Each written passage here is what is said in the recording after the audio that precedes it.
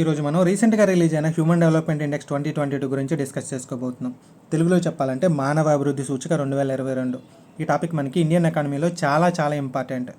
ఎంత ఇంపార్టెంట్ అంటే last year అంటే 2021 సంవత్సరంలో ఈ నివేదికని రిలీజ్ చేయలేదు కోవిడ్ పాండమిక్ మూలంగా. అంతకుముందు ఎప్పుడు రిలీజ్ చేశారంటే 2020 సంవత్సరంలో రిలీజ్ చేశారు. కానీ రీసెంట్గా జరిగిన చాలా కాంపిటేటివ్ ఎగ్జామ్స్లో ఈ 2020 సంవత్సరంలో ఈ నివేదిక ఉంది కదా, దీని నుంచి క్వశ్చన్స్ అడగడం జరిగింది. సో ఈ టాపిక్ మనకి అంత ఇంపార్టెంట్. సో ఇప్పుడు చెప్పబోయే ప్రతి పాయింట్ కూడా కొంచెం కేర్ఫుల్గా విని అర్థం చేసుకునే ప్రయత్నం చేయండి. ఇంతకుముందే చెప్పినట్టుగా 2021 సంవత్సరంలో ఈ నివేదికని రిలీజ్ చేయలేదు. ఈ 2021, 22 ఈ 2 సంవత్సరాలకి కలిపి ఈ సంవత్సరం ఉమ్మడిగా ఈ నివేదికని రిలీజ్ చేయడం జరిగింది. సో రేపు ఎగ్జామ్లో హ్యూమన్ డెవలప్మెంట్ ఇండెక్స్ 2021 అన్న 2022 అన్న కూడా ఇప్పుడు మనం చెప్పుకోబోయే డేటానే ఉంటుంది. సో కన్ఫ్యూజ్ అవ్వకుండా జాగ్రత్తగా ఆన్సర్ చేయండి. సో ఈ సంవత్సరం నివేదికలో హైలైట్స్ గురించి డిస్కస్ చేసుకునే ముందు అసలు ఈ నివేదిక దేని గురించి అనేది చూద్దాం. సో పేరుని బట్టి మనం కొంచెం గెస్ చేయొచ్చు, human development index. So index అనేది దేని గురించి అంటే హ్యూమన్ డెవలప్మెంట్ గురించి లేదా మానవ అభివృద్ధి గురించి అని అర్థమవుతుంది. సో ఫస్ట్ ఆఫ్ ఆల్ ఇక్కడ మానవ అభివృద్ధి అంటే ఏంటి? ఇనీషియల్గా మన దేశాలని ఏమని భావించేవంటే ఎకనామికల్లీ గ్రోత్ ఉంటే కనుక ఆటోమేటిక్గా హ్యూమన్ డెవలప్మెంట్ అనేది జరుగుతుందని చెప్పి భావించడం జరిగిందనమాట. అంటే ఆర్థికంగా వృద్ధి పొందితే ఆటోమేటిక్గా మానవాభివృద్ధి అనేది కూడా జరుగుతుందని చెప్పి భావించడం జరిగింది. సో దీనికి తగ్గట్టు దేన్ని కన్సిడర్ చేసేవాళ్ళు అంటే వాళ్ళు జాతీయ ఆదాయాన్ని అంటే జిఎన్పి, గ్రాస్ నేషనల్ ప్రోడక్ట్ లేదా స్థూల జాతీయోత్పత్తిని బేస్ చేసుకుని ఈ మానవ అభివృద్ధిని వాళ్ళు క్యాలిక్యులేట్ చేయడం జరిగింది. కాకపోతే దీనివల్ల ఒక ప్రాబ్లం ఉంది. ఏంటంటే ఫర్ ఎగ్జాంపుల్ మన ఇండియా లాంటి దేశాలని తీసుకుంటే అరౌండ్ ఒక 10% రిచ్ పీపుల్ ఉన్నారనుకుందాం. రిమైనింగ్ 90% కూడా లోయర్ మిడిల్ క్లాసు ఇంకా పూర్ పీపుల్ ఉంటారు. ఈ 10%లో కూడా అరౌండ్ ఒక 50 to 100 మెంబర్సు బాగా రిచ్ పీపుల్ ఉంటారనమాట. లైక్ ముఖేష్ అంబానీ, గౌతమ్ అదానీ, లక్ష్మీ మిట్టల్, శివ్ నాడార్ ఇలాంటి పీపుల్ ఉంటారు. వీళ్ళలో చాలామందికి వచ్చే ఇన్కము మన దేశంలో ఉన్న ఒక 50% రాష్ట్రాల కన్నా ఎక్కువ ఇన్కమ్ ఉంటుంది. సో ఆబ్వియస్లీ ఇక్కడ ఏమవుతుందంటే జాతీయ ఆదాయంలో మెయిన్ కంట్రిబ్యూషన్ వీళ్ళ నుంచే ఉంటుందన్నమాట. సో ఇక్కడ ఈ జాతీయ ఆదాయాన్ని బేస్ చేసుకుని మన ఇండియా మొత్తం అభివృద్ధి చెందుతుందని చెప్పి మనం చెప్పలేం.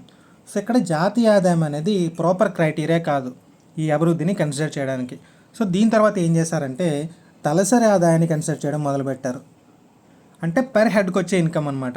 ఇది కొన్ని రోజులు బాగానే నడిచింది, కానీ తర్వాత దీనివల్ల కూడా మనకి ప్రాబ్లమ్స్ ఎదురవ్వడం మొదలైంది. ఏంటంటే ఇక్కడ ఏదైనా ఒక దేశానికి ఆదాయం బాగున్నంత మాత్రాన ఆ దేశం అభివృద్ధి చెందుతున్నట్టు కాదు. మనం స్టార్టింగ్లో ఆర్థిక అభివృద్ధికి మధ్య డిఫరెన్స్ చెప్పుకునేటప్పుడు చెప్పుకున్నాం. ఆర్థిక వృద్ధి అంటే ఏంటి? ఎకనామికల్గా గ్రో అవ్వడం.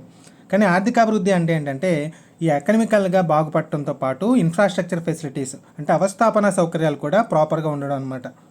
సో ఇక్కడ మన వాళ్ళు రియలైజ్ అయింది ఏంటంటే ఈ ఆర్థిక వృద్ధి అంటే మనీ బాగా రావడంతో పాటుగా వాళ్ళ జీవన ప్రమాణాలు మెరుగుపడాలి, అదేవిధంగా వాళ్ళు ప్రాపర్గా ఎడ్యుకేట్ అవ్వాలి, వాళ్ళంటే ఇక్కడ పీపుల్. ఇంకా అదేవిధంగా వాళ్ళ హెల్త్ కూడా బాగుండాలి. ఇవన్నీ ఉంటేనే ఆ కంట్రీ అభివృద్ధి చెందినట్టు అని చెప్పి వీళ్ళు భావించడం జరిగింది. సో అల్టిమేట్గా ఈ ఆరోగ్యం విద్యను కూడా వీళ్ళు కన్సిడర్ చేయడం మొదలైందనమాట ఈ మానవ అభివృద్ధిని క్యాలిక్యులేట్ చేసేటప్పుడు. సో ప్రజెంట్ ఏం చేస్తున్నారంటే ఆర్థికపరమైన అంశాలతో పాటు సాంఘికపరమైన అంశాలను కూడా వీళ్ళు కన్సిడర్ చేయడం జరుగుతుంది ఈ మానవ అభివృద్ధి క్యాలిక్యులేట్ చేసేటప్పుడు. సో ఇంతకీ ఇక్కడ వాళ్ళు అంటున్నాం, ఎవరు క్యాలిక్యులేట్ చేస్తారు ఈ హ్యూమన్ డెవలప్మెంట్ని అంటే యుఎన్డిపి. ఫుల్ ఫామ్ ఏంటంటే యునైటెడ్ నేషన్స్ డెవలప్మెంట్ ప్రోగ్రామ్. తెలుగులో చెప్పాలంటే ఐక్యరాజ్య సమితి యొక్క అభివృద్ధి కార్యక్రమం. ఇక్కడ లాస్ట్లో ప్రోగ్రామ్ అని ఉంది కాబట్టి ఇదేదో ఒక స్కీమ్ అనుకుంటాం, కానీ యాక్చువల్గా ఇది ఏంటంటే ఒక ఆర్గనైజేషన్.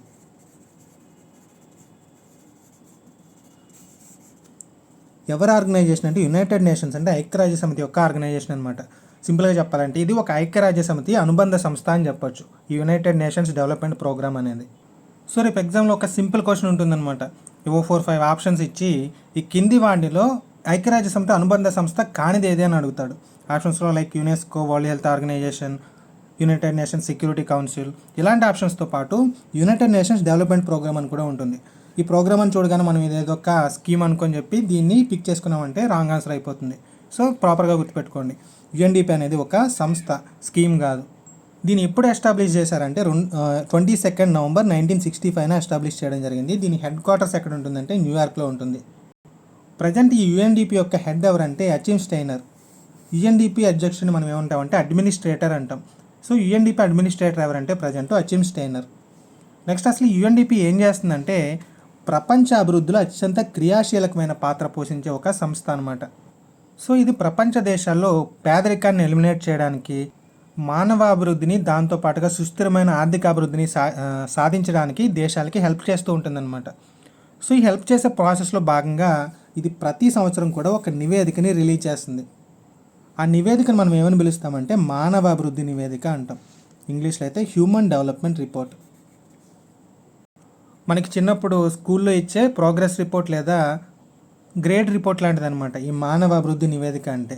అంటే ఈ మానవాభివృద్ధిలో ఏ దేశం ఏ స్థానంలో ఉందో ఇది చెప్పడం జరుగుతుంది ఎవ్రీ ఇయర్ కూడా. సో ఈ రిపోర్ట్ని ఇది ఎలా తయారు చేస్తుందంటే, మన ప్రోగ్రెస్ రిపోర్ట్ని మనం ఎలా తయారు చేస్తారు మన టీచర్స్, మనకు వచ్చే మార్క్స్ని బట్టి. సో అదేవిధంగా ఇది రకరకాల కేటగిరీస్ని బేస్ చేసుకుని ర్యాంకింగ్స్ని ఇవ్వడం జరుగుతుంది. ఆ ర్యాంకింగ్స్ని మనం ఏమని పిలుస్తామంటే హ్యూమన్ డెవలప్మెంట్ ఇండెక్స్, HDI అంటాం. ఓకే, సో ఇక్కడ హ్యూమన్ డెవలప్మెంట్ రిపోర్ట్ అంటే మనకు వచ్చే ప్రోగ్రెస్ రిపోర్ట్ లాంటిది. వాటిలో ఉన్న మార్కులు ఏంటంటే ఈ హ్యూమన్ డెవలప్మెంట్ ఇండెక్స్ అని చెప్పుకోవచ్చు. ఓకే, దీన్ని ఇనీషియల్గా ఎప్పటి నుంచి స్టార్ట్ చేశారంటే 1990వ సంవత్సరంలో స్టార్ట్ చేయడం జరిగింది. దీన్ని ఫస్ట్ రూపొందించిన పర్సన్ పేరు ఏంటంటే మహబూబ్ ఉల్ హక్. ఈయన పాకిస్తాన్కి చెందిన ఒక ఆర్థికవేత్త, ఎకనమిస్ట్ అనమాట. ఈయన 1990వ సంవత్సరంలో దీన్ని మొట్టమొదటిసారిగా రూపొందించడం జరిగింది. సో ఈ రూపకల్పనలో ఈయనకి సహాయం చేసిన పర్సన్ ఎవరంటే అమర్త్య సేన్. ఈయన మన భారతదేశానికి చెందిన ఆర్థికవేత్త. వీళ్ళిద్దరూ కలిపి హ్యూమన్ డెవలప్మెంట్ రిపోర్ట్ని తయారు చేయడం జరిగింది. సో హ్యూమన్ డెవలప్మెంట్ రిపోర్ట్కి ఆర్జుడి ఎవడు అంటే కనుక మహబూబ్ ఉల్ హక్ అని చెప్పొచ్చు. వీళ్ళిద్దరికి ఇంకా సాయం చేసిన పర్సన్స్ చాలామంది ఉన్నారు. వాళ్ళలో ముఖ్యమైన వాళ్ళు ఎవరంటే మేఘనాథ్ దేశాయ్, గుస్తావ్ రాణి, శ్రీసర్జ్ జాలి. ఓకే, వీళ్ళ పేర్లు మనకి ఎంత ఇంపార్టెంట్ కాదు. ఈ 2 నేమ్స్ మాత్రం మనం కంపల్సరీ గుర్తుపెట్టుకోవాలి. ఇయర్ కూడా గుర్తుపెట్టుకోవాలి. 1990 నుంచి ఇవ్వడం జరుగుతుంది. UNDP అనేది 1990వ సంవత్సరం నుంచి ఈ మానవ అభివృద్ధి నివేదికని రిలీజ్ చేయడం జరుగుతుంది. సో అసలు ఏ అంశాలను బేస్ చేసుకుని ఈ నివేదికని వాళ్ళు తయారు చేస్తారంటే 3 అంశాలు మెయిన్గా కన్సిడర్ చేయడం జరుగుతుంది. అవి ఏంటంటే హెల్త్ ఒకటి, ఎడ్యుకేషన్ ఒకటి, లైఫ్ ఎలా జరుగుతుంది వాళ్ళది అని చెప్పి. ఓకే, సో దీర్ఘకాలమైన ఆరోగ్యవంతమైన జీవన విధానాన్ని బేస్ చేసుకుంటారు.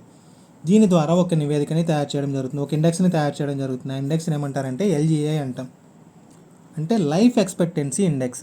ఓకే, ఇది ఫస్ట్ ఇండెక్స్ అనమాట. నెక్స్ట్ సెకండ్ది ఏంటంటే విజ్ఞానాన్ని బేస్ చేసుకుని ఇంకొక ఇండెక్స్ తయారు చేస్తారు. దాన్ని ఏమంటామంటే EAI అంటాం, education attainment index. Next standard of living, జీవన ప్రమాణ స్థాయిని బేస్ చేసుకుని ఇంకొక ఇండెక్స్ని తయారు చేయడం జరుగుతుంది. దీన్ని ఏమంటామంటే SLI అంటాం, standard of living index. Okay, so ఇప్పుడు ఈ life expectancy index, next EAI అన్నాం కదా, ఎడ్యుకేషన్ అటైన్మెంట్ ఇండెక్స్, ఫైనల్గా స్టాండర్డ్ ఆఫ్ లివింగ్ ఇండెక్స్. ఈ 3 ఇండెక్సెస్ని కలిపి ఇంకొక నివేదికని వాళ్ళు తయారు చేయడం జరుగుతుంది. దాన్ని ఏమంటామంటే మనం HDI అంటాం, human development index. Okay, so human development index వాళ్ళు వేటిని బేస్ చేసుకుని తయారు చేస్తారంటే ఈ LGI, EAI ప్లస్ SLI, ఈ 3 కలిపి HDIని వాళ్ళు తయారు చేయడం జరుగుతుంది. సింపుల్గా చెప్పాలంటే health, education, standard of living, ఆయుర్దాయం, అక్షరాస్యత, జీవన ప్రమాణ స్థాయి, వీటిని కన్సిడర్ చేసి వాళ్ళు నివేదికని రూపొందిస్తారు. హెల్త్లోనేమో ఈ న్యూట్రిషన్ వాల్యూస్ ఎలా ఉన్నాయి, వాళ్ళు తీసుకునే ఫుడ్లు అనేది కన్సిడర్ చేస్తారు. నెక్స్ట్ చైల్డ్ మార్టాలిటీ రేట్ ఎలా ఉందనేది వాళ్ళు కన్సిడర్ చేయడం జరుగుతుంది. ఎడ్యుకేషన్లోనేమో years of schooling plus school attendance, వీటిని కన్సిడర్ చేయడం జరుగుతుంది. నెక్స్ట్ జీవన ప్రమాణ స్థాయిని కన్సిడర్ చేసేటప్పుడు అంటే స్టాండర్డ్ ఆఫ్ లివింగ్ని కన్సిడర్ చేసేటప్పుడు ఏం చేస్తారంటే ఈ sanitation facilities, next drinking water facility, electricity facility, housing facility, వాళ్ళకున్న ఆస్తులు, ఇవన్నీ కాకుండా వాళ్ళు ఆఖరికి వంటకి యూజ్ చేసే ఇంధనంతో సహా కన్సిడర్ చేసి ఈ జీవాణు ప్రమాణ స్థాయికి సంబంధించిన SLIని వాళ్ళు క్యాలిక్యులేట్ చేయడం జరుగుతుంది. సో ఇక్కడ ఈ 3 ఇండెక్సెస్ కలిపి HDIని వాళ్ళు రూపొందిస్తారని చెప్పుకున్నాం కదా. దీని ప్రకారం HDI స్కేల్ అని చెప్పి ర్యాంకింగ్స్ కేటాయించడం జరుగుతుందన్నమాట. ఈ స్కేల్లో ర్యాంకింగ్స్ 0 నుంచి 1 వరకు ఉంటాయి. ఫర్ ఎగ్జాంపుల్ ఏదైనా ఒక కంట్రీ యొక్క HDI స్కేల్ 0కి దగ్గరగా ఉందనుకోండి, దాని మీనింగ్ ఏంటంటే it is the least performer అనమాట. అంటే మానవ అభివృద్ధిలో ఆ దేశం చాలా నిరాశాజనకంగా ఉంది అని చెప్పి. అదే 1కి దగ్గరగా ఉందనుకోండి బెటర్ పెర్ఫార్మర్ అని అర్థం, అంటే ఆ దేశం యొక్క మానవ అభివృద్ధి అనేది ఆశాజనకంగా ఉంది అని చెప్పి. ఫర్ ఎగ్జాంపుల్ ఈ సంవత్సరం నివేదిక కానీ తీసుకుంటే, ఈ 2022 సంవత్సరం నివేదిక తీసుకుంటే టాప్ పొజిషన్లో ఉన్న కంట్రీ ఏంటంటే స్విట్జర్లాండ్ ఫస్ట్ ప్లేస్లో ఉంది. దీనికి HDI స్కేల్లో వచ్చిన ర్యాంకింగ్ ఏంటంటే 0.968 వచ్చింది. ఓకే, అదేవిధంగా లీస్ట్ పర్ఫార్మర్ మొత్తం 191 కంట్రీస్ని కన్సిడర్ చేయడం జరిగింది. సో ఇక్కడ 191వ ర్యాంక్ వచ్చిన కంట్రీ ఏంటంటే దక్షిణ సూడాన్. దీనికి వచ్చిన ర్యాంక్ ఎంత, స్కేల్ ఎంత అంటే 0.385. ఓకే, సో ఇది మనకి 0కి దగ్గరగా ఉంది కాబట్టి ఇది నిరాశాజనకం అని చెప్పొచ్చు. ఇది 1కి దగ్గరగా ఉంది కాబట్టి ఇది ఆశాజనకం అని చెప్పొచ్చు. సో ఇప్పటిదాకా మనం ఈ హ్యూమన్ డెవలప్మెంట్ ఇండెక్స్కి సంబంధించిన స్టాటిక్ పార్ట్ అంతా డిస్కస్ చేసుకోవడం జరిగింది. ఇప్పుడు డైనమిక్ పార్ట్ అనమాట. అంటే 2022వ సంవత్సరంలో రిలీజ్ అయిన నివేదికకి సంబంధించిన అంశాలు మనం చెప్పుకోబోతున్నాం. దీనికి సంబంధించి మనం ఏ అంశాలను గుర్తుపెట్టుకోవాలంటే ఫస్ట్ కంట్రీ ఏంటనేది గుర్తుపెట్టుకోవాలి. అంటే టాప్ మోస్ట్ కంట్రీని గుర్తుపెట్టుకోవాలి, ఇది కంపల్సరీ. నెక్స్ట్ అదేవిధంగా అందరికంటే లోయెస్ట్ కంట్రీ ఏంటున్నది అనేది గుర్తుపెట్టుకోవాలి. నెక్స్ట్ మన ఇండియాకి సంవత్సరం 132వ ర్యాంక్ వచ్చింది. దాన్ని మనం నెక్స్ట్ పేజ్లో సపరేట్గా డిస్కస్ చేసుకుంటాం. ఈ పాయింట్ ఒకటి మనం గుర్తుపెట్టుకోవాల్సి ఉంటుంది. టోటల్ ఎన్ని కంట్రీస్ పార్టిసిపేట్ చేశాయి అన్నది కూడా ఇంపార్టెంట్. ఓకే, ఈ 4 పాయింట్స్ మాత్రం అంటే ఫస్ట్ కంట్రీ, లాస్ట్ కంట్రీ, మన ఇండియాకి వచ్చిన ర్యాంకింగు, ఓవరాల్గా ఎన్ని కంట్రీస్ పార్టిసిపేట్ చేశాయి, ఈ 4 పాయింట్స్ కంపల్సరీ మనం గుర్తుపెట్టుకోవాల్సి ఉంటుంది. ఇది కాకుండా ఇంకా అడిషనల్గా ఏం గుర్తుపెట్టుకోవాలంటే టాప్ 5 కంట్రీస్ చదువుకోవాలి. నెక్స్ట్ బాటమ్ 5 కంట్రీస్ చదువుకోవాలి. మన ఇండియాకి చుట్టుపక్కల ఉన్న దేశాలు ఏమున్నాయో వాటికి సంబంధించిన డీటెయిల్స్ చదువుకోవాలి. ఇది కాకుండా ప్రతి సంవత్సరం కూడా ఈ నివేదిక ఒక థీమ్ లేదా ఇతివృత్తం ఉంటుంది. ఆ ఇతివృత్తాన్ని కూడా మనం గుర్తుపెట్టుకోవాల్సి ఉంటుంది. సో ఫస్ట్ ఆఫ్ ఆల్ అసలు ఈ నివేదిక ఎందుకు రిలీజ్ చేస్తారంటే దీనికి ఒక గోల్ ఉంటుంది. ఈ గోల్ అనేది ఎవ్రీ ఇయర్ మారదు, సేమ్ గోల్ ఉంటుంది. అంత ఇంపార్టెంట్ కూడా కాదు. To contribute towards the expansion of opportunities, choice and freedom. అంటే దేశాల యొక్క లేదంటే దేశాల ఆర్థిక వ్యవస్థల యొక్క అవకాశాలు, ఎంపిక, స్వేచ్ఛా విస్తరణకి దోహదం చేయడానికి ఈ నివేదికని ఎవ్రీ ఇయర్ వాళ్ళు రిలీజ్ చేయడం జరుగుతుందన్నమాట. నెక్స్ట్ థీమ్ అనేది చాలా ఇంపార్టెంట్ మనకి. ఈ సంవత్సరం అంటే 2022వ సంవత్సరంలో రిలీజ్ చేసిన HDI ఇండెక్స్ యొక్క థీమ్ ఏంటంటే అన్సర్టెన్ టైమ్స్, అన్సెటిల్ లైవ్స్. ఇది మెయిన్ థీమ్ అనమాట. అన్సర్టెన్ టైమ్స్ అంటే అనిశ్చిత సమయంలో, అన్సెటిల్ లైవ్స్ అస్థిర జీవితాలు అని. ఓకే, దీనికి ఒక ట్యాగ్ లైన్ కూడా ఉంటుంది. ఈ ట్యాగ్ లైన్ కూడా మనం గుర్తుపెట్టుకోవాలి. అదేంటంటే shaping our future in a world in transformation. అంటే ప్రజెంట్ అస్థిరంగా ఉంది కదా బయట సిచ్యువేషన్ అంతా కూడా. సో ఇలా మార్పు చెందుతున్న ఈ ప్రపంచంలో మన భవిష్యత్తుని రూపొందించుకోవడం అని చెప్పి దీని అర్థం అనమాట. ఓకే, ఈ ఎంటైర్ థీమ్ మనకు గుర్తు లేకపోతే అట్లీస్ట్ ఇది అన్సర్టెన్ టైమ్స్, అన్సెటిల్ లైవ్స్, అనిశ్చిత సమయాలు, అస్థిర జీవితాలు అనేది మాత్రం కంపల్సరీ గుర్తుపెట్టుకోవాల్సి ఉంటుంది. నెక్స్ట్ ఈ సంవత్సరం ఈ నివేదికని తయారు చేయడానికి మొత్తం 191 దేశాలని వాళ్ళు కన్సిడర్ చేయడం జరిగింది. ఈ 191 దేశాల్లో కూడా మన దేశానికి వచ్చిన స్థానం ఏంటంటే 132వ స్థానం వచ్చింది. Next top 5 countries. ఓకే, ఈ ఫస్ట్ కంట్రీ స్విట్జర్లాండ్, దానికి వచ్చిన స్కోర్ వచ్చేసి 0.968 అని చెప్పుకున్నాం. ఓకే, మరి రిమైనింగ్ దేశాలు ఎందుకు ఇంపార్టెంట్ అంటే ఎగ్జామ్లో క్వశ్చన్స్ ఈ రకంగా కూడా అడిగే అవకాశం ఉంటుంది. ఎలాగంటే ఈ హ్యూమన్ డెవలప్మెంట్ ఇండెక్స్ లేదా మానవాభివృద్ధి నివేదికలో 2022వ సంవత్సరానికి సంబంధించి మొదటి 3 దేశాలని గుర్తించండి వరుస క్రమంలో అని అడుగుతాడు. లేదంటే మొత్తం ఈ 4-5 ఆప్షన్స్ ఇచ్చేసి కంట్రీ ఆప్షన్స్ టాప్ 5 కంట్రీస్లో ఉన్న దేశం ఏది లేదంటే లేని దేశం ఏది అని అడుగుతాడు. అదేవిధంగా బాటమ్ 5 కంట్రీస్లో ఉన్న దేశం ఏది లేని దేశం ఏది అని అడుగుతాడు. నెక్స్ట్ మన ఇండియాకి సంబంధించిన నైబరింగ్ కంట్రీస్ ఉన్నాయి కదా, వీటికి సంబంధించి మన ఇండియా కంటే ముందున్న దేశాలు అంటే తక్కువ ర్యాంక్స్ వచ్చిన దేశాలు ఏమున్నాయి, ఎక్కువ ర్యాంక్స్ వచ్చిన దేశాలు ఏమున్నాయి, వాటిని వరుస క్రమంలో గుర్తించండి అని అడగవచ్చు. ఓకే, సో ఇలా డెప్త్గా అడిగితే మనకు ప్రాబ్లం అవుతుంది కాబట్టి ఈ డీటెయిల్స్ గుర్తుపెట్టుకోవాల్సి ఉంటుంది. సో ఫస్ట్ టాప్ 5 కంట్రీస్ చూసినట్టయితే స్విట్జర్లాండ్, సెకండ్ పొజిషన్లో నార్వే ఉంది, స్కోర్ ఎంతంటే 0.961. నెక్స్ట్ థర్డ్ పొజిషన్లో ఉన్న కంట్రీ ఏంటంటే ఐస్లాండ్ 0.959. హాంకాంగ్ ఏమో 0.952 స్కోర్ వచ్చింది. ఆస్ట్రేలియా 5th పొజిషన్లో ఉంది 0.951. మీరు అబ్జర్వ్ చేసినట్టయితే మనం రిచెస్ట్ కంట్రీస్గా భావించే చాలా కంట్రీస్ ఈ టాప్ 5 కంట్రీస్లో లేవు. ఎందుకంటే ఇంతకు ముందే చెప్పుకున్నట్టుగా ఇక్కడ ఆర్థిక వృద్ధి ఒకటి ఉంటే సరిపోదు, దీంతోపాటు చాలా క్రైటీరియాని వాళ్ళు కన్సిడర్ చేస్తారు కాబట్టి. ఓకే, సో నెక్స్ట్ అదేవిధంగా బాటమ్ 5 కంట్రీస్ తీసుకుంటే 191 దేశాల్లో లాస్ట్ పొజిషన్లో ఉన్న దేశం ఏంటంటే సౌత్ సూడాన్ అంటే దక్షిణ సూడాన్. దీనికి వచ్చిన స్కోర్ ఎంతంటే 0.385. నెక్స్ట్ సెకండ్ లీస్ట్ పొజిషన్లో ఉన్న కంట్రీ ఏంటంటే 190th పొజిషన్లో చాద్కి వచ్చిన స్కోర్ ఏంటంటే 0.394. నెక్స్ట్ నైగర్కి వచ్చిన స్కోరు 0.400. నెక్స్ట్ సిఆర్ అంటే సెంట్రల్ ఆఫ్రికన్ రిపబ్లిక్, దీనికి 188th ప్లేస్ వచ్చింది. దీనికి వచ్చిన స్కోర్ ఏంటంటే 0.404. నెక్స్ట్ 187th పొజిషన్లో ఉన్న కంట్రీ ఏంటంటే బురుండి, దీనికి వచ్చిన స్కోర్ ఏంటంటే 0.426. నెక్స్ట్ మన ఇండియాకి నైబరింగ్ కంట్రీస్ తీసుకుంటే ఆఖరికి ఆర్థిక మాంద్యంలో కొట్టుమిట్టాడుతున్న శ్రీలంక కూడా మనకంటే చాలా బెటర్ పెర్ఫార్మెన్స్లోనూ ఉంది. 73rd పొజిషన్ వచ్చింది శ్రీలంకకి. వీటికి స్కోర్స్ అవసరం లేదు మనకి, జస్ట్ ర్యాంకింగ్స్ గుర్తుపెట్టుకుంటే సరిపోతుంది. ప్రపంచంలో 2వ ఆర్థిక వ్యవస్థ అయిన చైనా ఏమో 79 వచ్చింది ర్యాంకింగు. నెక్స్ట్ 127th పొజిషన్లో భూటాన్ ఉంది, 129th పొజిషన్లో బంగ్లాదేశ్ ఉంది. ఓకే, ఈ 4 కంట్రీస్ కూడా మనకంటే బెటర్ పెర్ఫార్మర్స్ అనమాట. మనకంటే కింద పొజిషన్లో 143rd ప్లేస్లోనేమో నేపాల్ ఉంది. నెక్స్ట్ 161st పొజిషన్లోనేమో పాకిస్తాన్ ఉంది. నెక్స్ట్ మన ఇండియాకి సంబంధించిన ఇన్ఫర్మేషన్ కూడా మనం గుర్తుపెట్టుకోవాల్సి ఉంటుంది. ఓకే, ఈ సంవత్సరం ఇండియాకి ర్యాంకింగ్ ఎంత వచ్చిందంటే 2021-22 సంవత్సరాలకు కామన్గా 132nd ర్యాంక్ వచ్చింది. లాస్ట్ ఇయర్ ర్యాంకింగ్ 130th కాదు. ఓకే, సో గత సంవత్సరం అంటే 2020 సంవత్సరంలో రిలీజ్ చేసిన నివేదికలో మన ఇండియాకి వచ్చిన ర్యాంకింగ్ ఎంతంటే 131st ప్లేస్ వచ్చింది. నెక్స్ట్ ఈ సంవత్సరం మన ఇండియాకి వచ్చిన స్కోర్ అంతే, హెచ్డిఐ వాల్యూ ఎంత అంటే 0.633. మొత్తం ప్రపంచవ్యాప్తంగా యావరేజ్ స్కోర్ ఎంత అంటే 0.732. ఓకే, మన ఇండియాకి వచ్చిన స్కోరు 0.633. ఇది 2021-22 సంవత్సరాలకి. మరి 2020 సంవత్సరంలో కూడా రిలీజ్ చేశారని చెప్పుకున్నాం కదా, అప్పుడు మన ఇండియాకి వచ్చిన స్కోర్ ఎంత అంటే 0.645. నెక్స్ట్ ఓవరాల్గా తీసుకుంటే ఇండియా డెవలప్మెంట్ ఏ విధంగా ఉందంటే, ఈ స్కోర్ని ఎప్పటి నుంచి స్టార్ట్ చేశారని చెప్పుకున్నాం, 1990 నుంచి స్టార్ట్ చేశారు. సో 1990 సంవత్సరంలో మన ఇండియా యొక్క హెచ్డిఐ వాల్యూ ఎంత ఉందంటే 0.434 ఉంది. ఈ 2022 సంవత్సరంలో అది ఎంత అయిందంటే 0.633కి రీచ్ అయింది. నెక్స్ట్ లైఫ్ ఎక్స్పెక్టెన్సీ అంటే అరౌండ్ సగటు ఆయుర్దాయం ఎంత ఉంది, ఆయుర్దాయం ఎంత ఉందంటే 67.2 ఇయర్స్ ఉంది. ఇది 1990లో ఎంత ఉండేదంటే 57.9 ఇయర్స్ ఉండేది సగటు ఆయుర్దాయం. నెక్స్ట్ జిఎన్ఐ అంటే తలసరి ఆదాయం. ఈ తలసరి ఆదాయం ఎంత ఉందంటే ప్రజెంట్ $6,590 ఉంది. ఇనీషియల్గా ఎంత ఉండేదంటే 1990 ఇది $1,787 ఉండేది. ఇక్కడ జిఎన్ఐ అంటే గ్రాస్ నేషనల్ ఇన్కమ్ అంటాం ఇంగ్లీష్లో.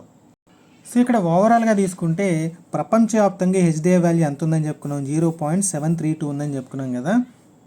ఇది ఇనీషియల్గా ఎంత ఉండేదంటే 0.600 ఉండేది. సో మనం ఫర్ ఎగ్జాంపుల్ గ్రాఫ్ గీసినట్టయితే 1990లో స్టార్ట్ చేస్తాం మనం, ప్రజెంట్ 2022. ఇనీషియల్గా ఎంత ఉండేదని చెప్పుకున్నాం, 0.600 ఉండేది. సో ఇక్కడ స్టార్ట్ అయినప్పుడు ఈ మానవాభివృద్ధి అనేది ప్రతి సంవత్సరం కూడా ఇలా ఇంక్రీజ్డ్ వేలోనే వెళ్తూ ఉండేది 2020 వరకు కూడా. సో అన్నీ అనుకున్నట్టు జరిగితే 2022లో ఇక్కడ ఉండాలన్నమాట మనం ఎక్స్పెక్ట్ చేసిన గ్రోత్ అనేది. కాకపోతే ఏమైందంటే ఈ కోవిడ్ పాండమిక్ మూలంగా ఇది ఇలా డౌన్కి రావడం మొదలైంది అభివృద్ధి అనేది. సో ఇలా డౌన్కి వచ్చి దేంతో ఈక్వల్ అయిందంటే ఎప్పుడో 2017లో ఎంత అభివృద్ధి ఉందో దాంతో ఈక్వల్ అయిందనమాట. సో ఓవరాల్గా మనం అర్థం చేసుకోవాలంటే ఈ 2017లో ఎంత అభివృద్ధి జరిగిందో ఈ 2022లో కూడా అంతే అభివృద్ధి జరిగిందనమాట. సో ఇదంతా కూడా మనకి వేస్ట్ అయిపోయింది because of COVID-19 pandemic. So దీన్నే కొంచెం టెక్నికల్గా చెప్పాలంటే ఏమని చెప్పొచ్చు అంటే, ఈ COVID-19 పాండమిక్ మూలంగా ప్రపంచ మానవాభివృద్ధి అనేది 5 సంవత్సరాలు క్షీణించింది అని చెప్తాం. ఓకే, ఇంకొక రకంగా చెప్పాలంటే ఈ 32 ఇయర్స్లోనూ కూడా ఇలా మానవాభివృద్ధి క్షీణించడం ఇదే ఫస్ట్ టైం అనమాట. కంటిన్యూస్లీ 2 ఇయర్స్ క్షీణించడం జరిగింది. సో ప్రపంచ దేశాల్లో మోస్ట్లీ ఒక 90% దేశాలు ఈ రకమైన క్షీణతని ఎదుర్కొంటున్నాయి. అంటే ఇక్కడ టెక్నికల్గా చెప్పాలంటే మొత్తం 10 దేశాలు ఉన్నాయనుకోండి, 10 దేశాల్లో 9 దేశాలు ఈ రకమైన మానవాభివృద్ధి క్షీణతని ఎదుర్కొంటున్నాయని మనం చెప్పవచ్చు. సో దీనికి మెయిన్ రీజన్ అయితే COVID-19 పాండమిక్. ఇంకేది కాకుండా రీసెంట్గా జరిగిన రష్యా-యుక్రెయిన్ వార్ కూడా దీనికి వన్ ఆఫ్ ద రీజన్స్ అని చెప్పొచ్చు అనమాట. నెక్స్ట్ ఇంకొక ఇంపార్టెంట్ పాయింట్ మెన్షన్ చేయడం మర్చిపోయాను. ఇది ఎన్నవ నివేదిక అంటే 31st నివేదిక. ఎందుకంటే లాస్ట్ ఇయర్ ఈ నివేదికని రిలీజ్ చేయలేదని చెప్పాం కదా. సో ఈ సంవత్సరం రిలీజ్ చేసిన మానవాభివృద్ధి నివేదిక అనేది 31వ మానవాభివృద్ధి నివేదిక. వాడు ఇయర్స్ మెన్షన్ చేయకుండా డైరెక్ట్గా 31వ మానవాభివృద్ధి నివేదికలో దేశం యొక్క ర్యాంకింగ్ ఎంత అని అడిగినా అడగవచ్చు.